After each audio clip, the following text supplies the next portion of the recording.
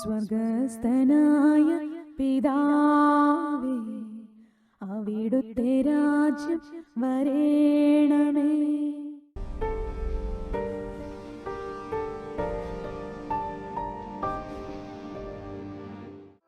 ദൈവത്തിൻ്റെ ശക്തിയിൽ പൂർണ്ണമായും ആശ്രയിക്കാൻ, പ്രപഞ്ചം മുഴുവൻ്റെയും കാണപ്പെടുന്നവയും കാണപ്പെടാത്ത എല്ലാത്തിൻ്റെയും സൃഷ്ടാവും കർത്താവുമായ ദൈവത്തിൻ്റെ മുമ്പിൽ എളിമയോടെ നിൽക്കാൻ, ദൈവത്തിൻ്റെ സംരക്ഷണം നമുക്ക് ലഭിക്കുന്നത് ദൈവത്തിൻ്റെ മുമ്പിൽ സ്വസ്ഥമായി ശാന്തമായി ദൈവത്തിൽ ആശ്രയിക്കുന്നവർക്കാണ്.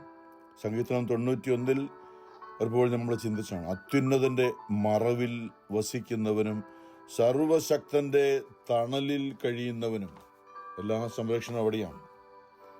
ദൈവത്തിൻ്റെ ആത്മാവ് നമ്മുടെ ഉള്ളിൽ ഉള്ളപ്പോഴാണ് ദൈവദൂതന്മാര് നമുക്ക് കാവൽ നിൽക്കുക.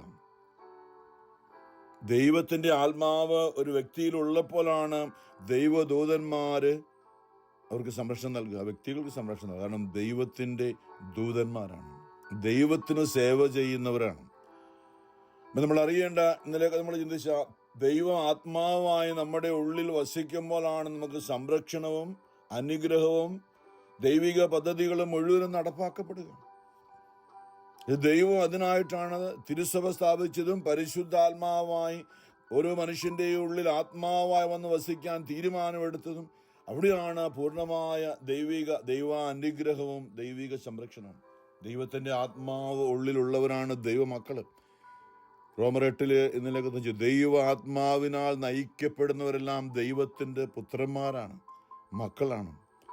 ദൈവത്തിൻ്റെ ആത്മാവ് നമ്മളിൽ വസിക്കാനായിട്ട് ദൈവം സ്നേഹമായതുകൊണ്ട് നമ്മളിപ്പോഴും സ്നേഹത്തിലായിരിക്കണം. ദൈവവുമായിട്ടും അതുപോലെ മറ്റുള്ളവരുമായിട്ടും നമ്മൾ സ്നേഹത്തിൽ ക്ഷമിച്ച് സ്നേഹത്തിൽ ആയിരിക്കുമ്പോഴാണ് ദൈവം നമ്മോടുകൂടെ ഉണ്ടായിരിക്കുക. കാരണം ദൈവം സ്നേഹമാണ്. അപ്പം ദൈവം നമ്മുടെ ആത്മാവിലുള്ളപ്പോൾ ദൈവം നമ്മളെ നയിക്കുകയാണ്. നമ്മളെക്കുറിച്ച് പദ്ധതിയുള്ള ദൈവം വ്യക്തമായി നമ്മളെക്കുറിച്ച്, നമ്മുടെ മക്കളെക്കുറിച്ച്, വരും തലമുറകളെക്കുറിച്ച്, എന്നെ സ്നേഹിക്കുന്നവരുടെ 1000 തലമുറ വരെ ഞാൻ അവരെ അനുഗ്രഹിക്കുമെന്ന് ഉറപ്പ് നൽകിയ ദൈവം. പുറപ്പാട് 20:5 നമ്മുടെ ആത്മാവിൽ വസിച്ചുകൊണ്ട് നമ്മെ വീണ്ടെടുക്കാനായിട്ട് തിരുസഭ സ്ഥാപിച്ച ദൈവം.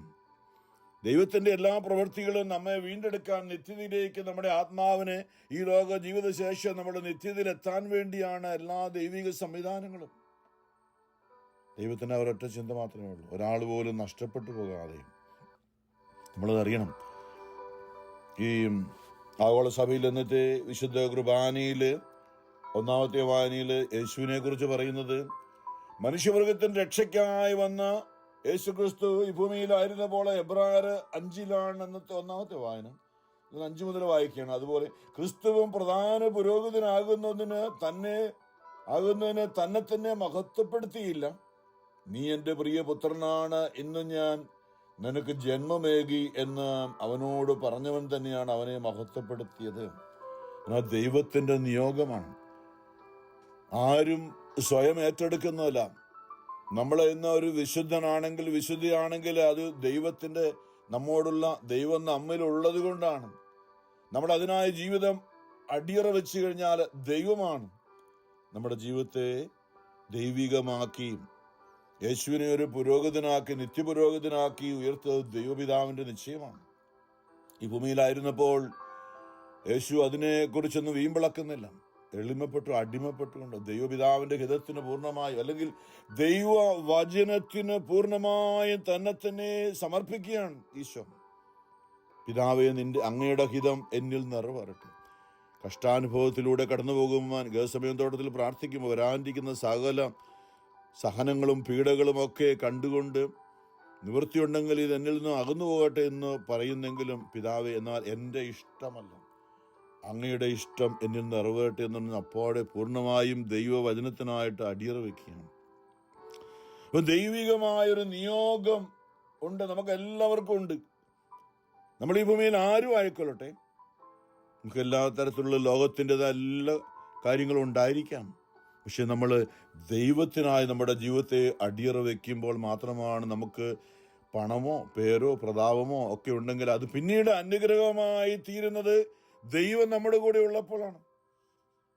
ദൈവം നമ്മുടെ കൂടെ ഇല്ലെങ്കിൽ നമുക്കുള്ള പണവും പ്രതാപവും പേരും കുടുംബമഹിമയും എല്ലാം നമുക്ക് എതിരായി തിരിയും കുറെ കഴിയുമ്പോൾ. കാരണം അത് തിന്മ ഏറ്റെടുക്കുകയാണ്. അവൻ വരുന്നത് മോഷ്ടിക്കുവാനും കൊല്ലുവാനും നശിപ്പിക്കുവാനുമാണ്. നമുക്കുള്ളതെല്ലാം ദൈവത്തിന്റെ ദാനമാണെന്നും ദൈവത്തിന് വിധേയപ്പെട്ടുകൊണ്ട് ദൈവത്തിൽ ആശ്രയിച്ചുകൊണ്ട് ജീവിക്കണം. എത്ര വലിയ ധനവാനാണെങ്കിലും നമ്മൾ ഇന്ന് പ്രത്യേകിച്ച് അമേരിക്കയുടെ 47ാമത്തെ പ്രസിഡന്റായി ഡൊണാൾഡ് ട്രംപ് തിരഞ്ഞെടുക്കപ്പെടുകയാണ്. പല അഭിപ്രായങ്ങളും അദ്ദേഹത്തെ കുറിച്ച് പലർക്കും ഉണ്ട്. പക്ഷേ എന്താണെങ്കിലും ഒരു കാര്യം നമുക്കറിയാം, ദൈവം നിശ്ചയിച്ചതുകൊണ്ടാണ്. ദൈവത്തിന്റെ തിരഞ്ഞെടുപ്പാണ്. ദൈവം അറിയാതെ ഈ ഭൂമിയിൽ ഒന്നും നടക്കുന്നില്ല. ദൈവത്തിൽ നാളുകളിലൂടെ വർഷങ്ങളിലൂടെ അദ്ദേഹം പഠിച്ച ചില കാര്യങ്ങൾ ദൈവത്തിൽ ആശ്രയിക്കണമെന്ന്. അദ്ദേഹത്തിന്റെ പഴയകാല ചരിത്രമൊക്കെ നോക്കിക്കഴിഞ്ഞാൽ നമുക്കാർക്കും ഇഷ്ടപ്പെടുന്ന രീതിയിലായിരുന്നില്ല. ഞാൻ പലപ്പോഴും പറയാറുണ്ട്, പൗലോസ് പണ്ട് സാവൂളായിരുന്നു. ക്രിസ്ത്യാനികളെ പീഡിപ്പിച്ച് വേട്ടയാടിക്കൊണ്ട് നടന്ന ഒരു മനുഷ്യനായിരുന്നു സാവൂള്. ആ സാവൂളാണ് പിന്നീട് യേശുവിന് വേണ്ടി ജീവിതം മാറ്റിവെച്ചത്. അപ്പൊ അതുകൊണ്ട് ആർക്കും ഏത് സമയത്തും മാനസാന്തരപ്പെടാനുള്ള സാവകാശമുണ്ട്, ദൈവം നൽകുന്നുണ്ട്. അതുകൊണ്ട് നമ്മളത് അംഗീകരിക്കണം. ദൈവം നിശ്ചയിച്ചിട്ടല്ലാതെ അമേരിക്കൻ പ്രസിഡന്റായിട്ട് ഡൊണാൾഡ് ട്രംപ് വന്നിട്ടില്ല.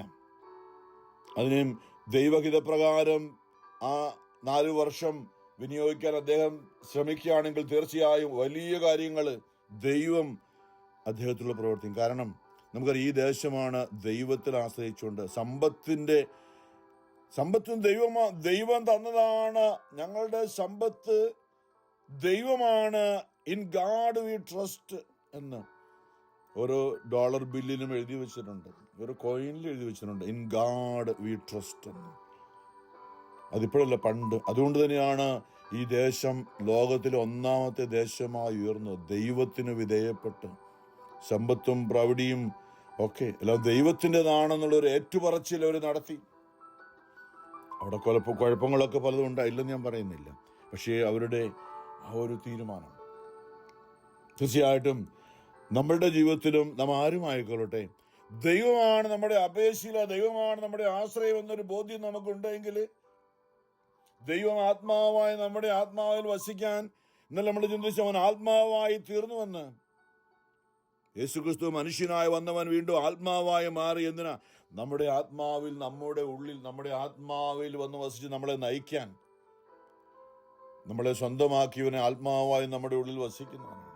അപ്പോൾ എബ്രായ ലേഖനത്തിൽ ഇന്നത്തെ വായനയിൽ പറയാണ്, യേശുവിനെ കുറിച്ച് ലേഖനകർത്താവ് പറയാണ്, നീ എൻ്റെ പ്രിയപുത്രനാണ്, ഇന്ന് ഞാൻ നിനക്ക് ജന്മമേകിയെന്ന് അവനോട് പറഞ്ഞവൻ തന്നെയാണ് അവനെ മഹത്വപ്പെടുത്തിയത്.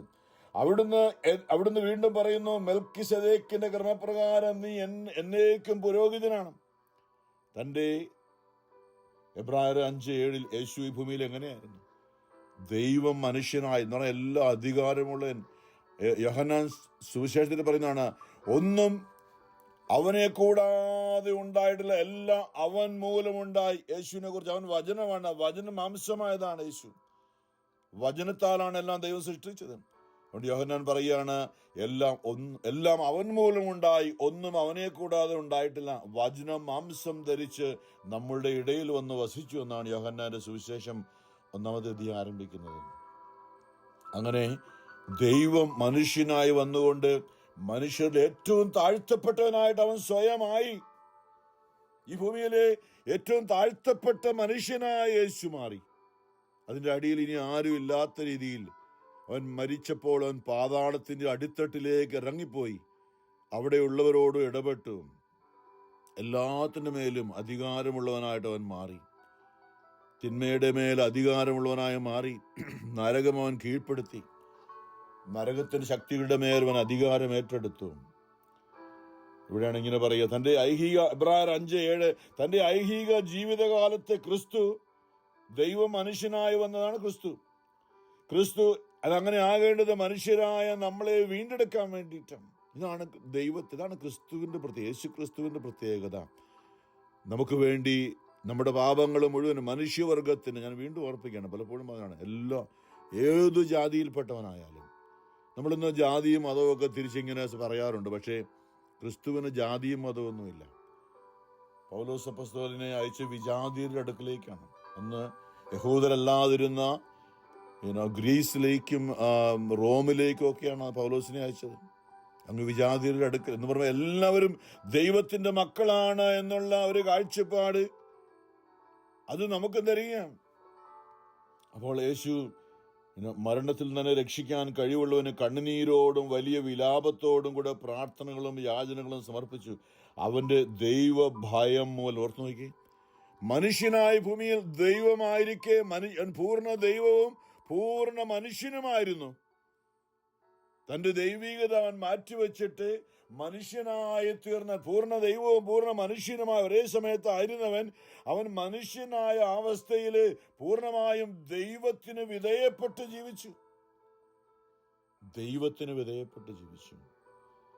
അല്ലേ? തന്നെ രക്ഷിക്കുവാൻ കഴിവുള്ളവന് കണ്ണുനീരോടും വലിയ വിലാപത്തോടും കൂടെ പ്രാർത്ഥനകളും യാചനകളും അവൻ്റെ ദൈവഭയം. യേശുവിന് ദൈവഭയം ഉണ്ടായിരുന്നു. യേശു ക്രിസ്തുവിന് ദൈവഭയം എന്ന് പറയുമ്പോൾ ഞാൻ വീണ്ടും പറയാണ്, യേശുവിന്റെ മാനുഷികതയിൽ അവൻ പൂർണ്ണമായും ദൈവഭയമുള്ളവനായിരുന്നു. അവന്റെ ദൈവഭയം മൂലം അവന്റെ പ്രാർത്ഥന കേട്ടു. പുത്രനായിരുന്നിട്ടും തൻ്റെ സഹനത്തിലൂടെ അവൻ അനുസരണം അഭ്യസിച്ചു. നോക്കണം, ദൈവമാണ്, എല്ലാ അധികാരവും ഉള്ളവനാണ്. പക്ഷെ യേശുവിനെ കാണുന്നത് ഏറ്റവും അനുസരണമുള്ളൊരു വ്യക്തിയായിട്ടാണ്. യോഹന്നാൻ സ്നാപകന് ജോർദാൻ നദിയിൽ യേശു സ്നാനമേക്കാൻ വരുമ്പോൾ യോഹന്നാൻ അവനെ തിരിച്ചറിഞ്ഞു. ഇവനാണ് പരിശുദ്ധാത്മാവ് കൊണ്ട് സ്നാനം നൽകാൻ അധികാരമുള്ളവൻ.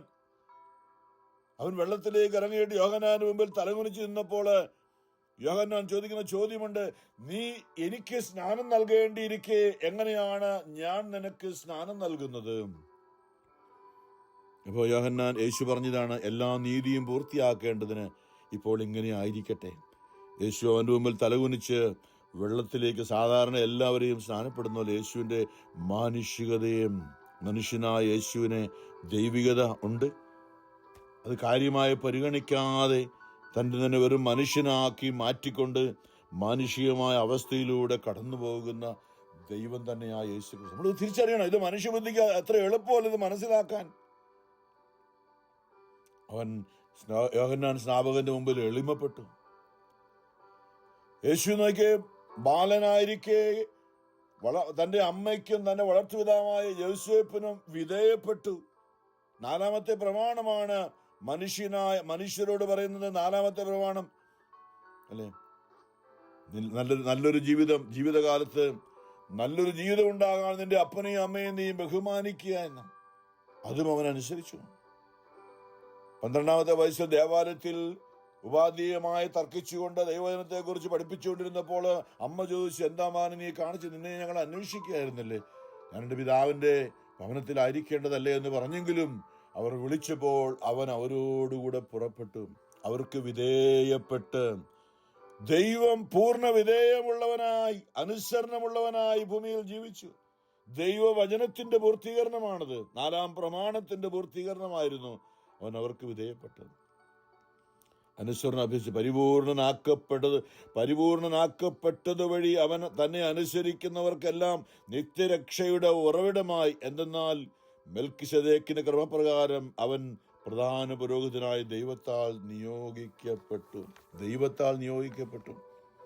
അവൻ മനുഷ്യപ്രീതിയല്ല, ദൈവത്തിന്റെ ഇവനെന്റെ പ്രിയപുത്രനാകുന്നുവെന്ന് ജോർദാൻ നദിയിൽ വെച്ച് പറഞ്ഞു, താബോർ മലയിൽ വെച്ച് പറഞ്ഞു. ദൈവത്തിന്റെ പ്രീതിയാണ് മനുഷ്യനായി വന്ന ദൈവം തന്നെ മനുഷ്യനായി വന്നുകൊണ്ട് പൂർണ്ണ ദൈവവും പൂർണ്ണ മനുഷ്യനുമായിരുന്നിട്ടും ഈ ഭൂമിയിൽ ഒരു മനുഷ്യനെ പോലെ ആകാൻ, അത് ഏറ്റവും എളിമ ഉള്ള അടിമയെ പോലെ ആയിത്തീർന്ന യേശു ക്രിസ്തു. ഇനിയുള്ളവരെയും നമ്മളിത് അറിയണം. ഇപ്പം നമ്മളിന്ന് ഈ ഭൂമിയിൽ യേശുവിനെ അനുകരിക്കുന്ന അല്ലേ, നമ്മൾ ക്രിസ്ത്യാനികൾ എന്ന് വിളിക്കപ്പെടുമ്പോൾ നമ്മൾ ക്രിസ്തുവിനെ അനുഗമിക്കുന്നവരാണ്. നമ്മുടെ ജീവിതത്തിൽ നമ്മൾ യേശുവിനെയാണ് അനുഗമിക്കുന്നതെങ്കിൽ അവൻ്റെ ജീവിത മാതൃക നമ്മൾ അനുകരിക്കാൻ അങ്ങേയറ്റം കടപ്പെട്ടിരിക്കുന്നു. നമ്മുടെ ഇന്ന് ചിന്ത എവിടെയാണ് മാനസാന്തരം? അവൻ്റെ വഴിയിൽ നിന്നും അവൻ കാണിച്ചു തന്ന വഴിയിൽ നിന്നും നമ്മൾ അകന്നാണോ ജീവിക്കുന്നത്? നമ്മുടെ മാനുഷികതയിൽ, നമ്മുടെ ആത്മീയതയിലേക്ക്, നിത്യതയിലേക്ക് പ്രവേശിക്കാൻ വേണ്ടിയാണ് ഈ ഭൂമിയിൽ തിരുസഭയിലായിരിക്കുന്നത്. നമ്മളത് അറിയണം പ്രിയമുള്ളവരെ. അപ്പോൾ അവൻ വലിയ വിലാപത്തോടും കണ്ണുനീരോടും കൂടെ രാവും പകലും ദൈവപിതാവിൻ്റെ മുമ്പിൽ മണ്ണിൽ കമിഴ്ന്നു കിടന്ന് നിലവിളിച്ച് പ്രാർത്ഥിച്ചവനാണ്. തൻ്റെ അധികാരമൊന്നും ഉപയോഗിക്കാതെ മനുഷ്യവർഗത്തിന് രക്ഷിക്കാൻ, തനിക്ക് വേണ്ടി, മറ്റുള്ളവർക്ക് വേണ്ടി അവൻ ദൈവികമായ അവൻ്റെ കഴിവുകളൊക്കെ ഉപയോഗിച്ച് സ്വന്തം തനിക്ക് വേണ്ടിയോ തൻ്റെ കുടുംബത്തിന് വേണ്ടിയോ ഒന്നും ഉപയോഗിക്കുന്ന അല്ലേ, തൻ്റെ വളർത്തുപിതാവായ യോസേപ്പ് മരിക്കുകയാണ് ഇടയ്ക്ക്. നമ്മളത് ബൈബിളിൽ പറയുന്നില്ല, പക്ഷേ നമ്മൾ കാണുന്നുണ്ട് മറിയം ഒരു വിധവയായി, തൻ്റെ അമ്മ ഒരു വിധവയായി തീരുകയാണ്. യേശുവിന് വേണമെങ്കിൽ അങ്ങനെ സംഭവിക്കാതിരിക്കാൻ തന്നെ അമ്മയ്ക്കൊരു ആനുകൂല്യം എന്ന നിലയിൽ ആ വളർത്തുപിതാവിനെ കുറേ നാൾ കൂടി ആയുസ് കൊടുത്ത് ജീവിപ്പിക്കാമായിരുന്നു. ഇല്ല, തൻ്റെ സ്വന്തം കാര്യത്തിനും സ്വന്തം കുടുംബത്തിനു വേണ്ടി തൻ്റെ സ്വന്തം അമ്മ വിധവയായി, തൻ്റെ ജീവിത സഹനത്തിൽ തൻ്റെ കഷ്ടാനുഭവത്തിലൂടെ അമ്മ ആരും സഹായമില്ലാതെ തൻ്റെ കുരിശിന് പിറകെ അലമുറയിട്ടുകൊണ്ട് കരഞ്ഞു നിലവിളിച്ച് മാറത്തടിച്ചുകൊണ്ട് വരുന്നതും അവൻ അനുവദിച്ചു. നമ്മൾ അറിയണം പ്രിയമുള്ളവരെ, നമ്മൾ പലപ്പോഴും കഷ്ടതയും പ്രയാസവും ഉണ്ടാകുമ്പോൾ ദൈവത്തെ ചോദ്യം ചെയ്യാറുണ്ട്. ദൈവ മനുഷ്യനായി വന്നിട്ട് അവന് ഒരു ചോദ്യമില്ല. പൂർണ്ണമായും ദൈവപിതാവിൻ്റെ ഹിതത്തിനായി തന്നെ സമർപ്പിക്കുകയാണ്. സങ്കീർത്തനം ആഗോള സഭയിൽ നിന്ന് സങ്കീർത്തനം 110 അവിടെ ഇങ്ങനെ പറയാണ്, കർത്താവ് എൻ്റെ കർത്താവിനോട് അരുളി ചെയ്തു, ഞാൻ നിന്റെ ശത്രുക്കളെ നിന്റെ പാദപീഠമാക്കുവോളം നീ എൻ്റെ വലത്തുഭാഗത്തിരിക്കുകയാണ്. സാത്താന്റെ ആധിപത്യങ്ങളെ ഇല്ലാതാക്കാൻ വേണ്ടി ഞാൻ പലപ്പോഴും ഓർപ്പിച്ചിട്ടുണ്ട്, സാത്താനോട് പോരാടി വെച്ചത് സക്രിയ പ്രവാചകൻ പറഞ്ഞ പോലെ കരബലത്താലല്ല, സൈന്യബലത്താലുമല്ല, എന്ന് പറഞ്ഞാൽ അധികാരത്താലല്ല, അഹങ്കാരത്താലല്ല, എളിമയാലാണ് യേശു. കാരണം സാത്താന് ഇല്ലാത്ത 2 കാര്യങ്ങളാണ് എളിമയും വിനയവും വിശുദ്ധിയും. സാത്താനില്ല. അവൻ ക്ഷമിക്കാൻ പറ്റില്ല, കരുണ കാണിക്കാൻ പറ്റില്ല, സ്നേഹിക്കാനും പറ്റില്ല. എന്നാൽ യേശു സാത്താനെ പരാജയപ്പെടുത്തത് ക്ഷമിച്ച് തന്നെ വേദനിപ്പിച്ച മനുഷ്യരിലൂടെയാണ് സാത്താൻ പ്രവർത്തിച്ചത്. അവരോട് ക്ഷമിച്ചു, അവരെ സ്നേഹിച്ചു, അവരോട് കരുണ കാണിച്ചുകൊണ്ടാണ് യേശു തൻ്റെ ദൈവികത, ദൈവസ്നേഹമാകുന്നു എന്ന ആ വചനം യേശു നിലനിർത്തി. ഒരാളോട് പോലും വിദ്വേഷമോ വെറുപ്പോ പുലർത്തിയില്ല. യേശു നമ്മളെ അറിയേണ്ടതാണ്. ഇപ്പൊ നമ്മളുടെ ജീവിതത്തിലെ ദൈവികത നിലനിർത്തുന്നത് നമ്മളെ എല്ലാവരോടും അല്ലെ, ദൈവസ്നേഹവും പരസ്നേഹവും. നമ്മുടെ ജീവിതത്തിൽ മറ്റുള്ളവരോട് ക്ഷമിക്കുമ്പോഴാണ് നമുക്ക് ദൈവിക ശക്തിയുള്ളത്. കാരണം ദൈവ സ്നേഹമാണ്. മറ്റുള്ളവരുടെ കരുണ കാണിക്കുമ്പോഴാണ് ദൈവികത നമ്മളിലുള്ള. കാരണം ദൈവം കരുണയാണ്.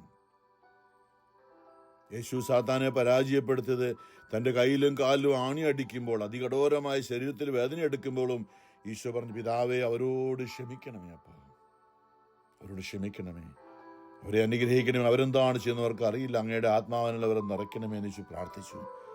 യേശുവിൻ്റെ സഹന സമയത്തും യേശു സ്നേഹം നിലനിർത്തി. കുരിശിൻ്റെ വഴി ഞാൻ പ്രാർത്ഥിക്കാറില്ല, പറയാറില്ലേ, അവൻ നമ്മെ സ്നേഹിച്ചു, അവസാനം വരെയും സ്നേഹിച്ചു. അപ്പം അതുകൊണ്ട് ചില കാര്യങ്ങൾ എന്ന് പരിശുദ്ധാത്മ പറയും, നമുക്ക് ദൈവാനുഗ്രഹം വേണമെങ്കിൽ ഒന്ന് നമ്മളിൽ സ്നേഹം നിലനിർത്തണം. കാരണം പിശാചിന് നമ്മളെ തോൽപ്പിക്കാൻ പലപ്പോഴും സാധിച്ചത് നമ്മൾ ആരോടൊക്കെയോ ക്ഷമിക്കാതിരിക്കുന്നതുകൊണ്ടാണ്. നമ്മുടെ ഉള്ളിൽ ആരൊക്കെയോ നമ്മളെ വേദനിപ്പിച്ച് നമ്മളെ വഞ്ചിച്ചു എന്ന് നമ്മൾ ഉള്ളിൽ പറഞ്ഞുകൊണ്ടിരിക്കുമ്പോൾ നമുക്ക് അവരോട് സ്നേഹമില്ല. അവരോട് നമ്മുടെ ഉള്ളിലൂടെ അറിയാതെ നീരസവും വിദ്വേഷവും വെറുപ്പും ഒക്കെ നമ്മുടെ ഉള്ളിലൂടെ ആ മേഖലയിൽ തിന്മ വസിക്കുകയാണ്. അവിടെയാണ് തിന്മ നമ്മളെ ഭരിച്ചുകൊണ്ടിരിക്കുന്നത്. ആ മേഖലയിൽ നമുക്ക് സൗഖ്യം ആവശ്യമാണ്. നമ്മുടെ ഉള്ളം നവീകരിക്കണം പൂർണ്ണമായി. നമ്മുടെ അറിവിലൂടെ അവരല്ല എന്ന് പറയും. ചുമ്മാതെ നമുക്ക് വിഷമിക്കാനൊന്നും പറ്റില്ല. അവരല്ല, സാത്താനാണ് അവരെ കൊണ്ടത് ചെയ്യിച്ചത്, എനിക്കെതിരെ അല്ലെ അവരെ കൊണ്ട് പാപം ചെയ്യിച്ചത് സാത്താനാണ്. അവരുടെ ഉള്ളിൽ പരിശുദ്ധാത്മാവ് ഇല്ലായിരുന്നു. പരിശുദ്ധാത്മാവ് ഉണ്ടായിരുന്നുവെങ്കിൽ അവരങ്ങനെ ഒരിക്കലും ചെയ്യുകയില്ലായിരുന്നു. അത് അവരല്ല, തിന്മയാണ് അവരെ കൊണ്ടത് ചെയ്യിച്ചത്. അതുകൊണ്ട് ദൈവമേ അവരോട് ക്ഷമിക്കണേ, അവരെ അനുഗ്രഹിക്കണമേ. നമ്മൾ ഈ ജീവിതം ഈ ഒരു രീതിയിലാണ് നമുക്ക് ക്ഷമിക്കാൻ പറ്റുള്ളൂ, അല്ലാതെ നമുക്ക് ക്ഷമിക്കാൻ പറ്റില്ല. പ്രിയമുള്ളവരെ, ദൈവം യേശുവിന് അധികാരം കൊടുത്തത് എന്തുകൊണ്ടാണ്? എല്ലാ അധികാരവും യേശുവിനെ എങ്ങനെയാ കിട്ടിയതെന്ന് ഫിലിപ്പിയരിൽ പൗലോസ് പറഞ്ഞു വെച്ചിരിക്കുന്നത് നമുക്കറിയാം. ഫിലിപ്പിയ ലേഖനത്തിൽ പലപ്പോഴും ചിന്തിച്ചതാണ്. ഈ സാന്ദർഭികമായി അതും പരിശുദ്ധാത്മ ഓർപ്പിക്കുമ്പോൾ ഫിലിപ്പിയർ 2:5 യേശു ക്രിസ്തുവിനുണ്ടായിരുന്ന ഈ മനോഭാവം, ഞാൻ പറയും മാനസാന്തരം എന്ന് പറയുന്നത് മനോഭാവമാണ്. നമ്മുടെ മനസ്സിനൊന്ന് മാറ്റം വരുത്തുന്നതാണ്, നമ്മുടെ കാഴ്ചപ്പാടിന് മാറ്റം വരുന്നത്, ഇപ്പോഴുള്ള കാഴ്ചപ്പാടിന് ഒന്ന് മാറ്റം വരുത്തുന്നതാണ്. മനോഭാവം മാറുന്നതാണ് മാനസാന്തരം. നമ്മൾ മറ്റുള്ളവരെ കുറിച്ചുള്ള നമ്മുടെ മനോഭാവം ഒന്ന് മാറ്റിയെടുക്കുന്നതാണ് മാനസാന്തരം. യേശുവിനുണ്ടായിരുന്ന മനോഭാവം നമുക്കുണ്ടാകുന്നതാണ് നല്ല മാനസാന്തരത്തിന്റെ അനുഭവം. യേശു ക്രിസ്തുവിനുണ്ടായിരുന്ന ഈ മനോഭാവം നിങ്ങളിലും ഉണ്ടായിരിക്കട്ടെ. ദൈവത്തിന്റെ രൂപത്തിലായിരുന്നെങ്കിലും അവൻ ദൈവവുമായുള്ള സമാനത നിലനിർത്തേണ്ടത് ഒരു കാര്യമായി പരിഗണിച്ചില്ല. തന്നെ ശൂന്യനാക്കിക്കൊണ്ട് ദാസന്റെ രൂപം സ്വീകരിച്ചു. ശിഷ്യന്മാരുടെ മുമ്പിലിരുന്നുകൊണ്ട് വേലക്കാരനെ പോലെ അരയിൽ തുവാല ചുറ്റിക്കൊണ്ട് അവരുടെ പാദങ്ങളിൽ പിടിച്ച്, അവർ കസേലയിരിക്കുമ്പോൾ യേശു നിലത്തിരുന്നുകൊണ്ട് ഒരു അടിമയായി തീർന്നു. അവരുടെ കാല് പിടിച്ചു. കാല് കഴുകും ഒരു ചടങ്ങായിരുന്നില്ല. ഉള്ളിന്റെ ഉള്ളിലും അവരോട് ക്ഷമ ചോദിക്കുക. ഞാൻ നിങ്ങളോട് എന്തെങ്കിലും ദേഷ്യപ്പെട്ടിട്ടുണ്ടെങ്കിൽ എന്നോട് ക്ഷമിക്കണമേ. പത്രോസിനെ സാത്താനി എന്ന് വിളിച്ചു. എല്ലാവരെയും പലപ്പോഴും അവർ തമ്മിൽ തർക്കിച്ചുകൊണ്ട് പലപ്പോഴും വഴി നിന്നപ്പോൾ യേശു അവരെ പലപ്പോഴും ശകാരിക്കും നമ്മൾ കണ്ടിട്ടുണ്ട് തിരുവചനത്തിൽ. തന്റെ ബലിയർപ്പണത്തിന് മുമ്പായി യേശു, നമ്മൾ വിശുദ്ധ കുർബാന മലബാർ സഭയിൽ അനുരഞ്ജിതരായി തീർന്നിടാം, നവമൊരു പീഠമൊരുക്കിയിടാം, ഗുരുവിൻ സ്നേഹമോടി യാഗം തിരുമുമ്പാകെ അണച്ചിടാം. നമ്മുടെ ജീവിതം യേശുവിനെ പോലെ ഒരു ബലിയായി, സ്നേഹത്തിന്റെ ഒരു ബലിപീഠം പണിതുകൊണ്ട് ഏലിയയുടെ ബലിയിൽ നമ്മളറിയാം, ഒരു പുതിയ ബലിപീഠം ഇസ്രായേലിലെ 12 ഗോത്രങ്ങളിലുള്ളവരെ വിളിച്ചുകൊണ്ട് ഓരോരുത്തരും ഓരോ കല്ല് കൊണ്ടുവച്ച് ഒരു പുതിയ ബലിപീഠം പണിതു, എല്ലാവരെയും ഒരുമിച്ച് ചേർത്തുകൊണ്ട്. നമ്മുടെ ഉള്ളിലും മറ്റുള്ളവരെ ചേർത്ത് വെച്ചുകൊണ്ട്, മറ്റുള്ളവരോട് ക്ഷമിച്ചുകൊണ്ട്, കരുണ കാണിച്ചുകൊണ്ട് നമ്മളൊരു പുതിയ ബലിപീഠം പണിതുകൊണ്ടാണ് ആത്മീയമായിട്ട് നമ്മൾ ആ ബലിയിലേക്ക് പ്രവേശിക്കുന്നത്. എല്ലാവരോടും ക്ഷമിച്ചുകൊണ്ട് പ്രിയമുള്ളവരെ, ആകൃതിയിൽ മനുഷ്യനെ പോലെ കാണപ്പെട്ട മരണം വരെ, അതേ കുരിശു മരണം വരെ അനുസരണമുള്ളവനായി, ദൈവവചനത്തിന് അനുസരണമുള്ളവനായി തന്നെ താഴ്ത്തി. ആകയാൽ എന്നെയും നിങ്ങളെയും ദൈവം ഉയർത്തുന്നത് ഇങ്ങനെ മാത്രമാണ്. യേശുവിനെ ഉയർത്തുന്നതുപോലെ മാത്രമേ ദൈവം നമ്മളെ ഉയർത്തുകയുള്ളൂ. നമ്മളെ അനുസരിക്കാനും ക്ഷമിക്കാനും മറ്റുള്ളവരോട് എളിമപ്പെടാൻ, ഒന്ന് ക്ഷമ ചോദിക്കാൻ, ഒന്ന് കാല് പിടിക്കാൻ നമുക്ക് വളരെ ബുദ്ധിമുട്ടാണ്. ഒരാളുടെ മുമ്പിൽ നിന്ന് തലകുനിക്കാൻ. അഹങ്കാരം, അവിടെയാണ് തിന്മ നമ്മളെ അടിച്ചമർത്തി നമുക്കുള്ളതെല്ലാം നഷ്ടപ്പെടുത്തിക്കൊണ്ടിരിക്കുകയാണ്. നമ്മുടെ പേരും പ്രശസ്തിയും നമ്മൾ സമ്പാദിച്ചതെല്ലാം നഷ്ടപ്പെട്ടുകൊണ്ടിരിക്കുകയാണ്. അവൻ വരുന്നത് മോഷ്ടിക്കുവാനും നശിപ്പിക്കുവാനും കൊല്ലുവാനുമാണ്. ഈശോ പറഞ്ഞു, നമ്മുടെ ദൈവ ആത്മാവ് നമ്മുടെ ഉള്ളിൽ ഉള്ളപ്പോഴാണ് നമുക്ക് സംരക്ഷണവും അനുഗ്രഹവും ഒക്കെ. പ്രിയമുള്ളവരെയും അനുസരണമുള്ളവനാകയാൽ ദൈവം അവനെ അത്യധികം ഉയർത്തി. ഈ ഭൂമിയിൽ നമുക്ക് നന്മയുണ്ടാകണമെങ്കിൽ മറ്റുള്ളവരോട് ക്ഷമിക്കണം. നമ്മുടെ വഞ്ചനയും വക്രതയും ഒക്കെ ഉണ്ട്. സാത്താൻ നമ്മളെപ്പോലും അടിമയാക്കി വെച്ചുകൊണ്ട് സാത്താൻ നമ്മളുടെ സഹോദരനെതിരായി, സഹോദരിക്കെതിരായി, മാതാപിതാക്കൾക്കെതിരായി ഒക്കെ നമ്മളെ ശത്രുക്കളാക്കി. നമുക്ക് പണം വേണം, ലോകമോഹം വേണം, ഇതിനു വേണ്ടി ആരെ എന്തും ചെയ്യാൻ ഒരു മടിയില്ല. അത് നമ്മളല്ല. പൗലോസ് പറഞ്ഞതുപോലെ നമ്മൾ പോലും അറിയാതെ സാത്താൻ നമ്മളെ കീഴടക്കി വെച്ചിരിക്കുകയാണ്. നന്മ ചെയ്യണമെന്ന് ഞാൻ ആഗ്രഹിക്കുന്നുവെങ്കിലും ആഗ്രഹിക്കുന്ന നന്മയിൽ ആഗ്രഹിക്കാതെ തിന്മ ഞാൻ ചെയ്തു പോകുന്നു. റോമർ 7 പൗലോസ് പറഞ്ഞതാണ്. അത് ചെയ്യുന്നതെങ്കിൽ അത് ചെയ്യുന്നത് ഞാനല്ല, ഞാൻ ആഗ്രഹിക്കുന്നു, പക്ഷെ ഞാൻ അറിയാതെ അതിൽ പെട്ടുപോവുകയാണ്. അപ്പോൾ അങ്ങനെ ഒരു ദുഷ്ടശക്തി നമ്മുടെ ആത്മാവിൽ കുടിയേറിയിരിക്കുന്നു. അത് നമ്മളെ സമർപ്പിക്കണം യേശുവിന്റെ പാദങ്ങളിലേക്ക്. അങ്ങയുടെ ആത്മാവിനാൽ എന്നെ നിറയ്ക്കണമേ എന്ന്, അങ്ങയുടെ പരിശുദ്ധാത്മാവിനെ നിറയ്ക്കണം. നമ്മൾ ഹൃദയം തുറന്ന് പ്രാർത്ഥിക്കണം. അവിടെ മറ്റുള്ളവരോട് ക്ഷമിക്കാനും ക്ഷമ കൊടുക്കാനും കരുണ കാണിക്കാനുള്ളൊരു മനോഭാവത്തിന് മാറ്റം. ഇത് യേശു നാമത്തിനു മുമ്പിൽ സ്വർഗത്തിലും ഭൂമിയിലും പാതാളത്തിലുള്ള സാകലരും മുട്ടുകൾ മടക്കുന്നതിനും യേശു കർത്താവാണെന്ന പിതാവായ ദൈവത്തിന്റെ മഹത്വത്തിനോട് എല്ലാ നാവുകളും ഏറ്റു പറയേണ്ടതിനാണ്. അതാണ് ഈ സംഗീതം 110 കേട്ടത്. എല്ലാ മുട്ടുകളും യേശു ഇത്രമാത്രം താഴ്ത്തപ്പെട്ടതുകൊണ്ട് എല്ലാ സ്വർഗത്തിലും ഭൂമിയിലും പാതാളത്തിലുമുള്ള സാകലരും മുട്ടുകൾ യേശുവിന് മുമ്പിൽ മടക്കുന്നത്. മറ്റൊരുവൻ രക്ഷയില്ല ഈ ഭൂമിയിലെ.